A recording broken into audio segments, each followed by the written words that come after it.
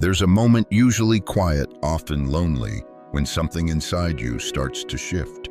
You're staring out a window, stuck in traffic, or just sitting in a dark room scrolling your phone, and suddenly a strange question creeps in. Is this it? Is this what life is supposed to feel like? Constant noise in your head, anxieties that never sleep, that tightness in your chest you've just gotten used to. You keep telling yourself you're fine, but deep down you know you're not calm. You're coping. And maybe you've tried the usual fixes, self-help books, productivity hacks, therapy apps, but they don't touch that deeper ache, the one that wants meaning, direction, strength. That's where Stoicism comes in, not as a trend, but as an ancient, enduring answer. Not as cold indifference, but as deep inner clarity. Not as suppression of emotions, but as mastery of them. This isn't about pretending not to feel. It's about learning how to feel without being ruled by it. It's about waking up not just in the morning, but in your soul. So let's begin. Consider the power of our perception. Every morning before your feet touch the floor, your mind has already started forming judgments. This sidewalk is too cracked, this coffee too bitter, this stranger too abrupt. Those judgments shape your mood before the day even begins. And Marcus reminds us that harm exists only because we label it as harm. You've felt it, that sting when someone says something careless and your mind rewinds the moment, leaping to negative conclusions. What if instead you paused and asked, is this actually harmful, or is my judgment coloring it? What if you reframed that cracked sidewalk as a reminder of life's imperfections, grounding you in the present? Reframing doesn't deny reality, it liberates us from the emotional tug-of-war. At some point, nearly 300 words in you might feel your focus drift. Hold on to an image. Imagine standing under a rainstorm, feeling each drop, then choosing to see it as a cleansing ritual instead of a nuisance. How might that change your relationship with discomfort? When emotions swell, the flush of anger, the twist of fear. Stoicism teaches that control means acknowledgement, not suppression. Suppose you're terrified of asking your boss for a raise. Fear says stop or hide. Stoicism says feel that. Feel your pulse hitch, your stomach tighten. Now ask, what can I do with this fear? Let it sharpen your mind. So you prepare, you script possible responses, you imagine setbacks, and you speak anyway, leaning into that fear like a friend guiding you forward. Because the greatest courage isn't absence of fear, it's choosing action in spite of it. And once again, pause, take a breath. Picture your heart pounding like a cavalry drum and ask yourself, what if fear isn't the enemy, but the herald of growth? Now, let's walk into a broader truth, the Stoic teaching known as the dichotomy of control. Envision two spheres before you, one labeled, what I control your thoughts, your effort, your voice, your values. The other, what I don't, the weather, traffic, others' opinions. Your power lives in the first sphere. That's where choice resides. When you fixate on what you can't control, you give away your agency. Aurelius whispers, shift your gaze back. Accept what lies beyond your reach and channel your energy into what you can shape. When that realization sinks in, your mind clears. You're no longer battling windmills. You're building your resilience. And what about fate? The Stoics say, amor fati, love of fate. Embrace whatever life hands you. Got passed over for that dream job. Don't see failure, instead see feedback. Perhaps it reveals where you can improve. Perhaps it frees you to pursue other passions.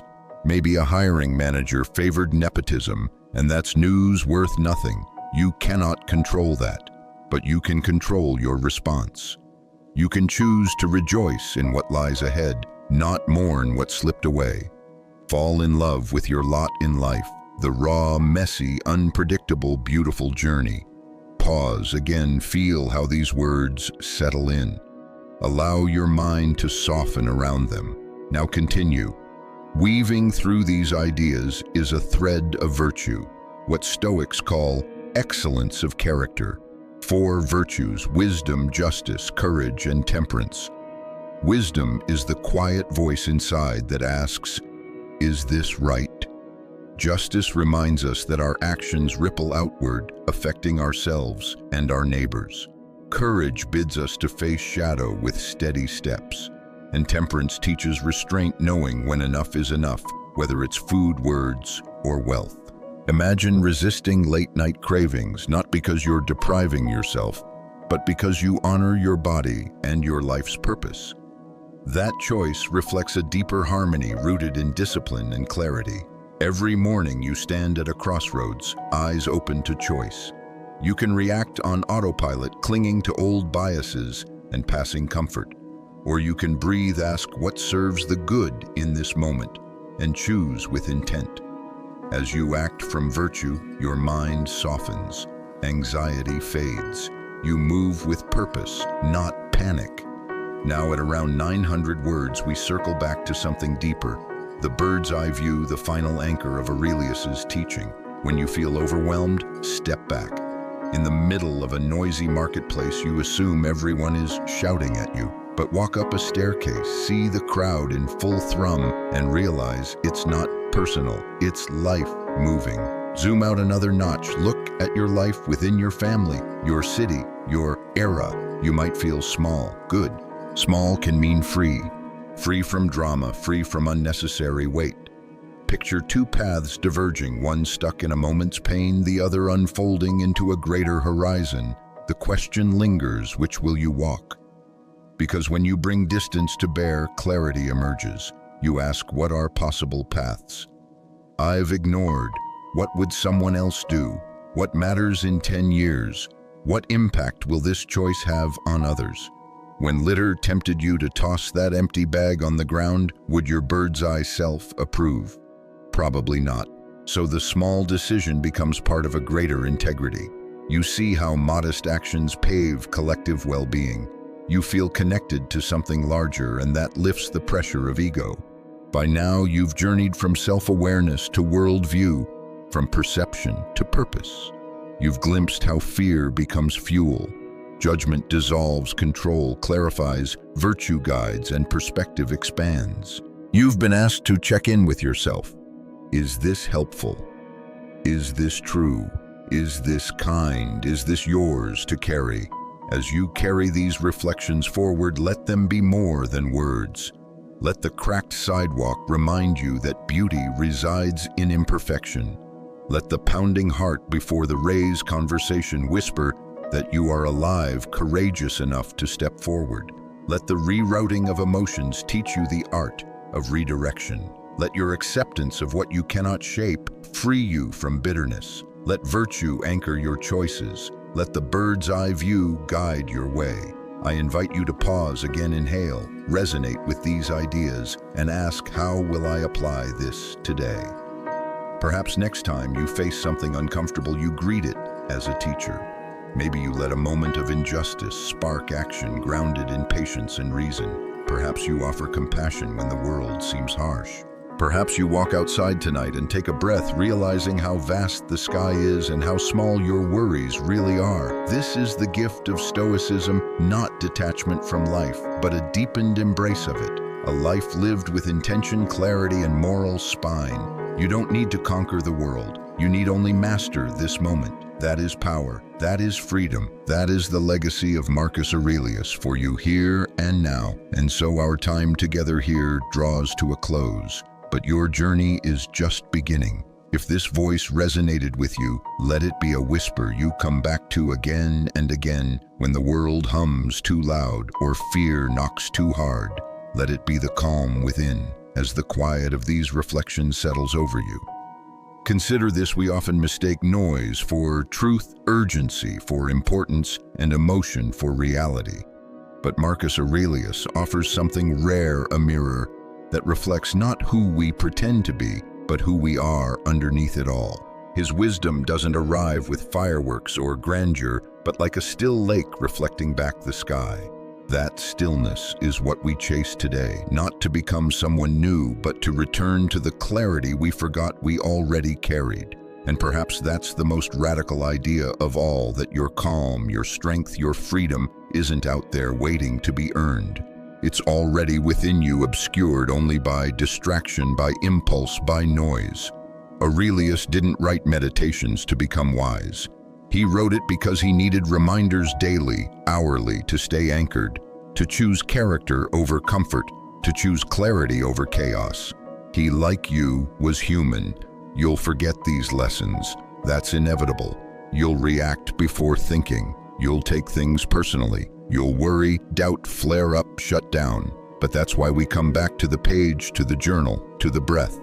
Stoicism doesn't demand perfection. It simply offers a compass and whispers, return, begin again, choose again. And in doing so, slowly but surely you become someone who lives on purpose.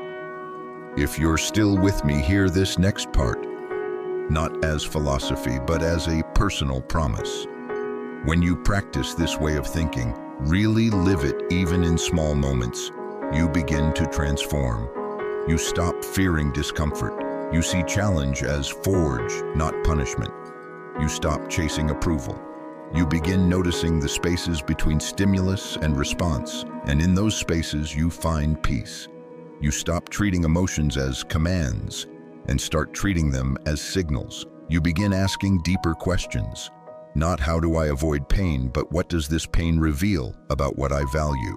You hold your tongue when anger rises, not out of repression, but because you understand that calm is strength. You become the kind of person others turn to, not because you're loud, but because your silence speaks volumes. Let me offer you one more image. Imagine you are a mountain. Weather passes, storms, sun, snow, but the mountain stays, unmoved, strong, still. That's your soul, that's your reason. That's what Stoicism cultivates. The world will throw wind and rain, but you, rooted in awareness, stand firm. Not cold, not hard, just grounded. Now ask yourself this: if you truly believed that your peace could not be taken, only given away, how would you live differently tomorrow? This isn't a call to retreat from the world. It's the opposite. It's a call to show up more fully for your family, your craft, your principles. To engage not from reactivity, but from depth. To lead not with force, but with example. You don't need to shout when your presence says enough. You don't need to prove when your actions reflect your integrity. You will still face difficulty. No philosophy shields you from pain, but Stoicism gives you tools to carry it with grace. It reminds you that you are not your circumstances. You are not your titles or your follower count or the mistakes you made 5 years ago. You are what you choose moment by moment. You are how you act when no one's watching. You are your ability to pause, to reflect, to respond. Even now, as this voice reaches its final breath in your ears, you carry forward a seed. It may be small, a line, a feeling, a reminder. That's enough. That's how change begins. In the quiet, in the stillness, in a choice made differently this time. So tonight, as you lay your head down, don't ask whether you lived up to some impossible ideal. Ask whether you lived in alignment. Ask whether you chose character over comfort, reason over reaction. And if the answer is no good, that means you're watching. That means you're ready. Because tomorrow, when the world tugs at your attention again, you'll know how to come back. Back to the breath, back to the present, back to yourself. And that is where freedom lives. It lives not in escape, not in the absence of pain or pressure, but in your ability to face it all and still remain whole. That's what Stoicism has always promised. Not a life free from chaos, but a mind that remains composed within it. Not a path without resistance, but a heart that no longer fears it. There will always be distractions, the ping of a phone, the rush of deadlines, the judgment in someone's glance. But there's a deeper rhythm underneath it all, if you slow down enough to hear it. The Stoics called it logos, the rational order of the universe, the heartbeat of nature itself. When you align with it, you're not just reacting to life anymore. You're participating in it fully consciously, with grace. That alignment doesn't require you to retreat to a cave or meditate on a mountain. It happens in the small things, in how you respond, when someone cuts you off in traffic, in the discipline to close the app when you feel anxious, in the courage to tell the truth, even when it costs you something. These are your training grounds.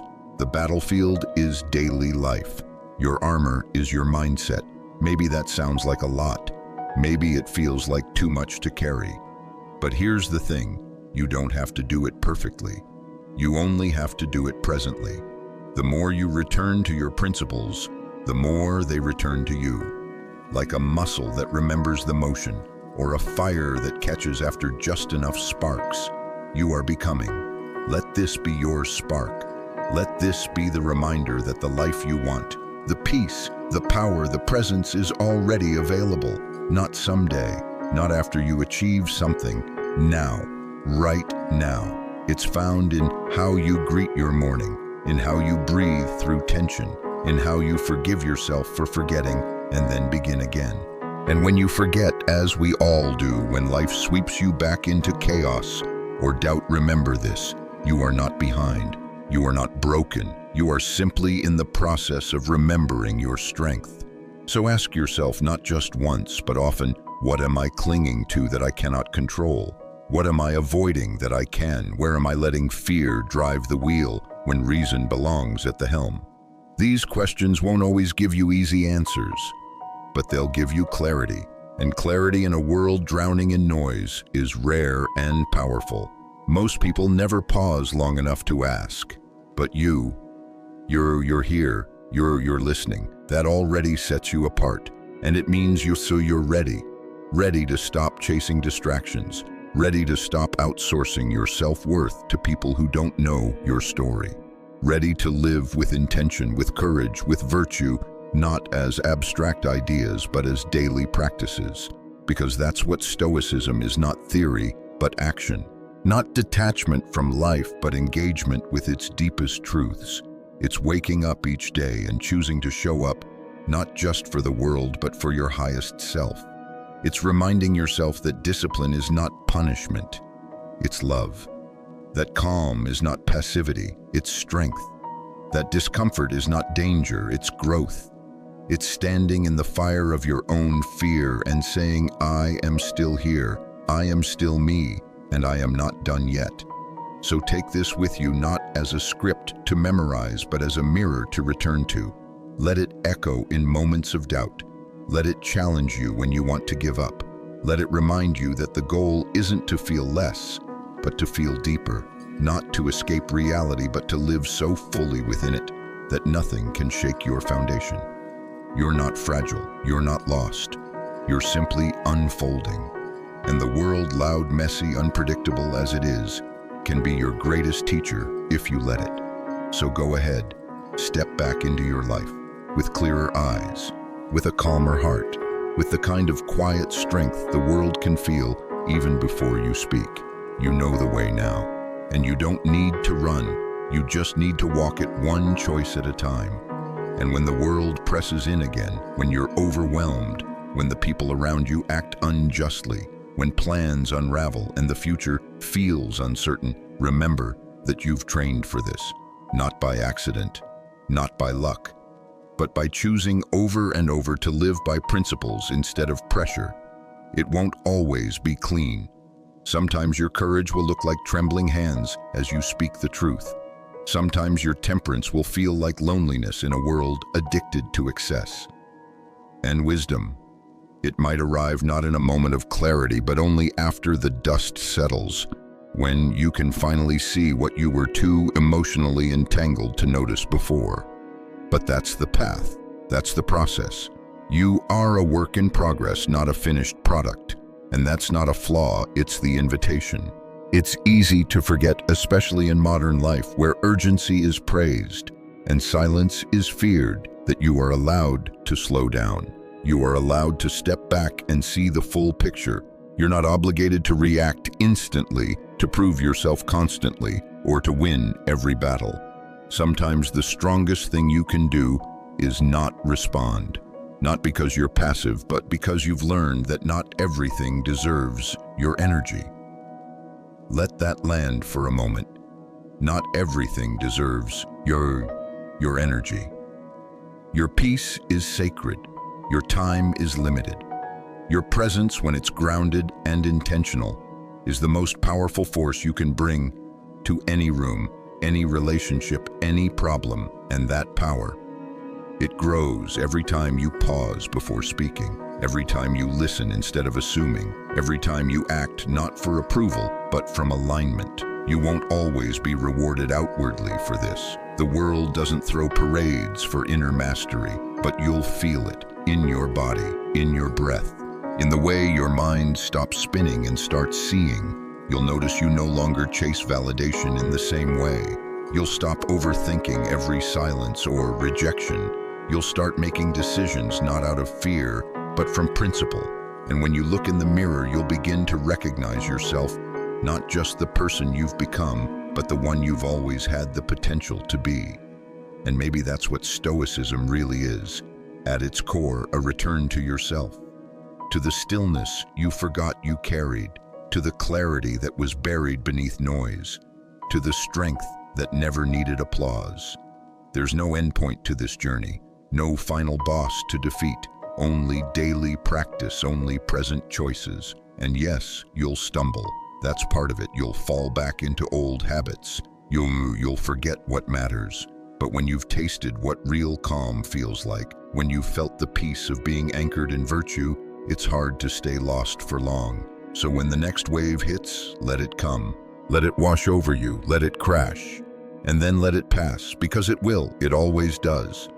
And there you'll be still standing, still calm, still guided by something deeper than impulse or fear. This is your life, not someday, not after everything is fixed or perfect, but now, with everything imperfect still in motion, with uncertainty still lingering in the background, with your doubts and dreams coexisting like weather patterns inside your mind, but also with choice. The choice to meet the day not with resistance, but with readiness. The choice to rise above not in pride, but in principle. The choice to stay human, grounded kind, even when the world makes that feel like weakness. Because it's not weakness, it's strength of the highest order, and it's yours, always has been. So the next time life confronts you with a situation that feels too big, too tangled, too unfair, too unpredictable, ask yourself one simple question. What do I actually control here? Not in a dismissive way, not to escape the weight of it all, but as a gentle redirection of your focus, a way of reminding yourself that your energy is better spent not on changing the weather, but on choosing how you dress for the storm. You may not control the outcome of that job interview, or the words someone else speaks in anger, or the fact that the train is late, or your plans fall apart, or love doesn't arrive on your timeline. But you can choose your posture toward it all. You can choose whether this breaks you or builds you. You can choose to see even rejection as redirection, even pain as refinement, even loss as a way of remembering what truly matters. And in that choice, you find something priceless: freedom. Not the freedom from difficulty, but the freedom within difficulty. This is what the Stoics meant when they talked about loving fate. Not because every twist and turn feels good, but because every twist and turn is part of the larger design of your growth. Fate is not your enemy, it's the sculptor, and your task is not to resist the chisel, but to trust what it's shaping you into. There's a quiet kind of power in that, a kind of inner rebellion against chaos, not by fighting it, but by flowing through it with clarity. That's why when you train your attention to notice what's in your power, life becomes simpler. Maybe not easier, but clearer. Because so much of our suffering doesn't come from what actually happens, it comes from our insistence that it shouldn't have happened. We resist reality, and in doing so, we fracture our peace. But what if peace is not something to be found in ideal conditions? What if peace is a decision made in the midst of chaos? Rehook. Imagine your mind like the surface of a lake. Storms will come, winds will stir the waters, but deep beneath the surface, there's a place that never moves. What if you could live from that place, no matter what weather life brings? And here's the truth. Most people don't tell you peace is not passive. It's not zoning out. It's not avoiding hard conversations or pretending everything is fine. Peace is active. It's engagement with life on your terms. It's standing in discomfort without losing your values. It's speaking calmly when others shout. It's walking away when staying would cost your soul. And often it's holding your own mind accountable, refusing to be dragged into mental spirals that don't serve you. That's why the Stoics kept coming back to virtue. Because in a world where we're constantly pulled by emotions, by peer pressure, by trends and fear and the need to belong, virtue becomes your compass. You don't always know where life will take you, but you can know how you'll move through it, with wisdom, with justice, with courage, and with temperance. These aren't abstract ideals. They are habits cultivated in small moments, in the pause before you react, in the choice to respond with integrity when no one is watching, in the grace you show to yourself when you fail and try again anyway. Every time you return to those values, you're anchoring yourself. You're choosing not to be at the mercy of your moods or the opinions of others. You're choosing to live on purpose. And over time, something remarkable happens. You stop needing everything to go your way to feel okay. You stop being so easily thrown off course. You stop outsourcing your peace to things you can't control. You begin to carry your calm with you, like a quiet fire inside your chest, steady, warm, and unshakable. Picture yourself walking through a chaotic street, people shouting horns, blaring emotions high, and yet inside you, it's quiet, still. That's not fantasy. That's the result of daily discipline. The inner climate you create becomes more powerful than the outer world. The beauty of this is that it doesn't require you to change your entire life overnight. It starts with small acts. You notice your anxiety, and instead of running from it, you breathe into it. You feel fear, and instead of freezing, you ask what it's trying to show you. You feel the pull to indulge or lash out, and instead you pause. This is mastery, not perfection, not suppression, but presence. Because emotions aren't the enemy, they're signals. And when you learn to read them without being ruled by them, you step into full ownership of yourself. You become harder to provoke, but more alive. You become more disciplined, but also more open. You learn to say no without guilt, and yes without resentment. You realize that control isn't about domination, it's about direction. And you are the one steering the ship no matter what storms rage around you. And as you continue to walk this path, not as a saint, but as a student, you'll begin to notice that calm isn't something you have to chase anymore. It's something you've built. It lives in the spaces between your choices, in the breath before the reply, in the patience to wait, in the resilience to begin again. And that right there is freedom. Not because life got easier, but because you got clearer, stronger, softer in spirit but sharper in vision. You're not here to be untouched by life. You're here to walk through it with your eyes open and your heart intact.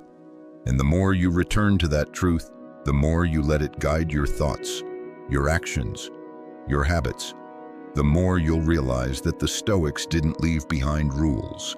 They left behind a way to live, a way to thrive without needing everything to be perfect, a way to stand quietly powerful in the middle of a storm and smile knowing it can't shake the ground beneath your feet. Because in the end, it's not about pretending to be invincible. It's not about shutting down your emotions or pretending life doesn't hurt sometimes. No, Stoicism was never about becoming a stone. It's about becoming the mountain, unmoved by passing clouds, untouched by the noise in the valley below. Still standing when the weather changes, when people come and go, when fortune turns its face. Because you've built yourself on something deeper than luck or circumstance. You've built yourself on principle, on clarity, on the discipline of mind that no one can take from you. And that mountain is not cold or distant. It's alive with wisdom earned through pain, through mistakes, through showing up for your own growth even on the days you felt like disappearing. This is why Stoicism isn't just an ancient philosophy, it's a daily invitation. An invitation to come home to yourself, to stop looking for answers in the chaos out there and start building stability from the inside out. It asks you, will you let your past define you, or will you use it as a forge? Will you let setbacks break you, or will you let them strengthen your spine? Will you keep running from discomfort, or will you finally sit with it long enough to hear what it's trying to teach you? Rehook. Maybe the greatest strength is not how loudly you can fight the world, but how quietly you can face yourself and not look away. Who might you become if you stopped escaping and started listening? Because self-mastery doesn't come from force. It comes from honesty. It comes from looking at your desires, your fears, your habits, and asking, not what do I want in this moment, but who do I want to become? And once you answer that question, you can start aligning your days with that vision. You won't always get it right. You'll slip. You'll fall into old patterns, but you'll rise faster. You'll notice sooner.